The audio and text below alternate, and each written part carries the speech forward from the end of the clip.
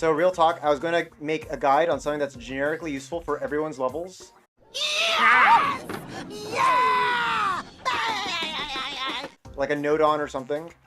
But then I got a little sidetracked and made heat-seeking rockets instead, which are really cool. Boo!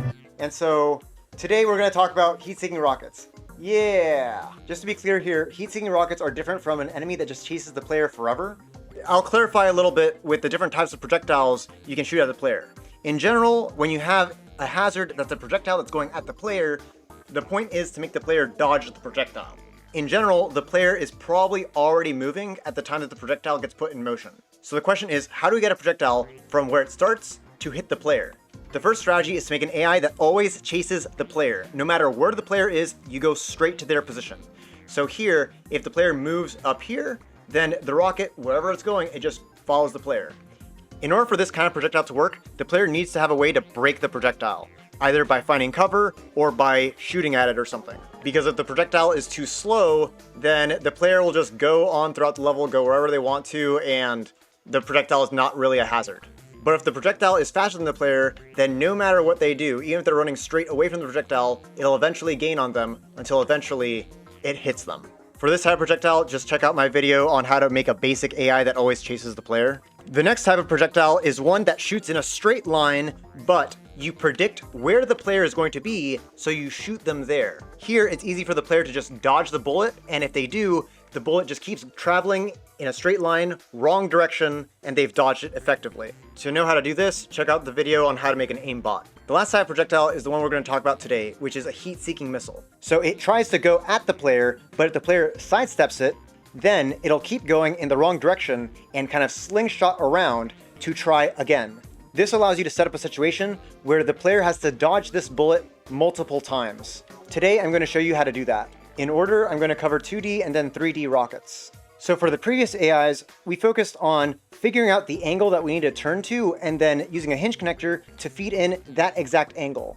Well, that's not going to work in this situation.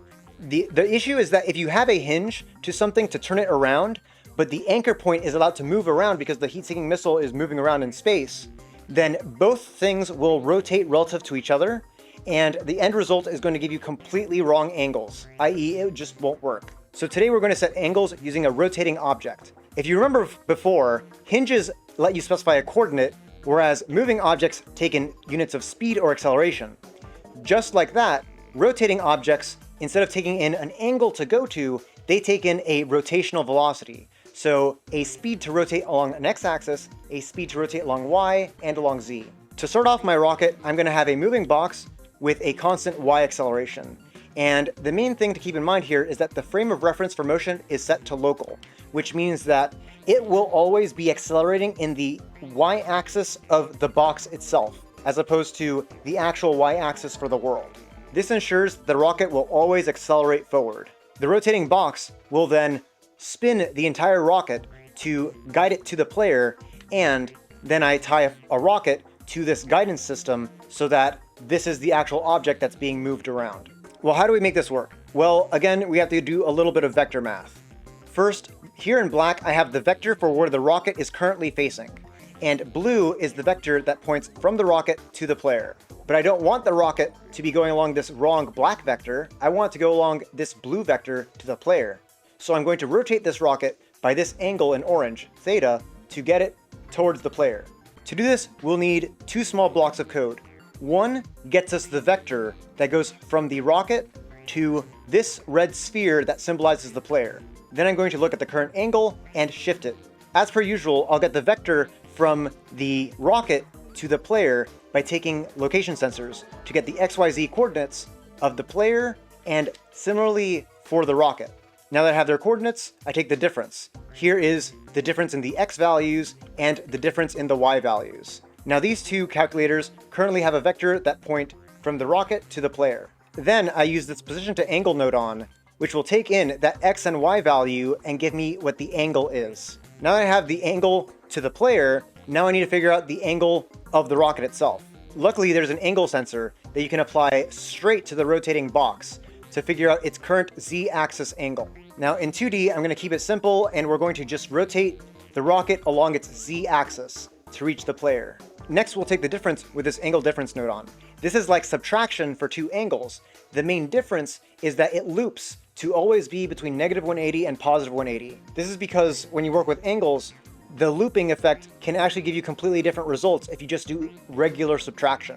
Lastly, I'm adding 90 degrees to the angle of the rocket because of how the coordinates are defined in its own system. Here, if I don't add 90 degrees and don't let it accelerate, then it will basically always face me to the side. You may need a different constant depending on how you make your rocket. Lastly, I'm going to use a map so that when I get this angle difference in degrees, I can scale that very big number to a certain range. And I'm going to flip it so that instead of going more in that angle, which would be positive, this would be positive, I flip it so that we can go in the opposite direction of the current angle. When we do this, we now have a rocket that chases down the player in 2D. But if you've noticed, it's not very good. Now, even if you change these numbers, the main issue I'm having is that my rocket is now just kind of orbiting the player. The next order of business is to stop the rocket from going in this circular orbit. So what I'm going to do is look at the box's current speed with a speed sensor in its own local reference frame. This lets me get the speed in the x direction, which is how much the rocket is moving perpendicular to the player. Then I use a map. This map inverts the signal, so if I have a positive x speed, I'm going to be feeding in a negative x speed or negative x acceleration. And I don't want to reduce that all the way to 0 because I still want the rocket to slingshot around. So here, I'll just divide that by 4. So if it has an x velocity of 4, I'll feed in -1. This will help slow down the rocket in the perpendicular direction without completely removing its ability to slingshot around. When we do that, now it's perfect. Now the rocket can be dodged, and then eventually it'll come back at the player who has to dodge it again. One thing you'll notice is that I didn't lock the rocket into the XY plane, and this is going to be a problem, even for a 2D game, because collision in this game happens in 3D, and once we get off that plane, well, let's just say the results aren't very pretty.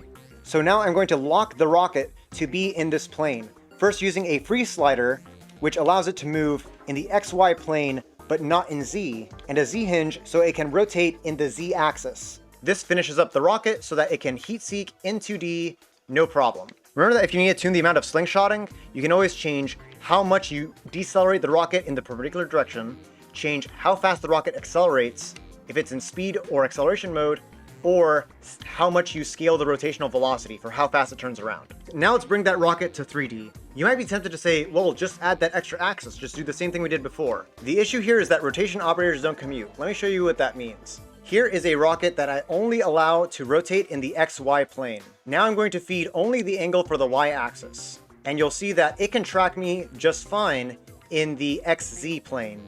Lastly, if I feed it the X-axis rotation, then it can follow me actually just fine.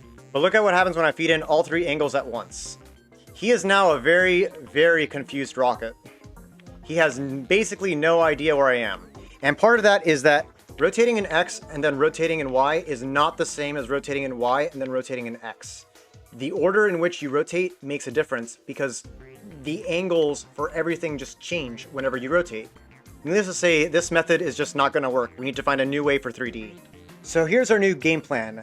We're going to try to move different sides of the rocket so that the front of the rocket moves towards the player and the back of the rocket moves away from the player. To do this, we need to fundamentally redesign the rocket. So I'm going to have a moving box behind it that moves in the frame of reference of the world. Then, on top of that moving box, I have a second moving box connected to the Y plus to be the front of the rocket. These are both moving in the frame of reference of the world. So I'm going to have an additional moving box in the frame of reference of itself in order to propel the entire rocket forward.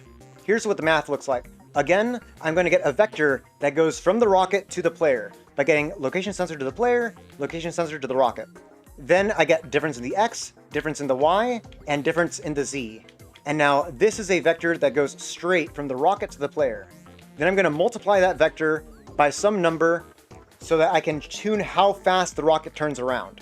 Now I'm going to feed these scaled coordinates into the front and the back of the rocket with a plus or minus sign to orient the rocket properly. So the front of the rocket gets -x, -y, and +z, while the back gets +x, +y, and -z. This works great, right?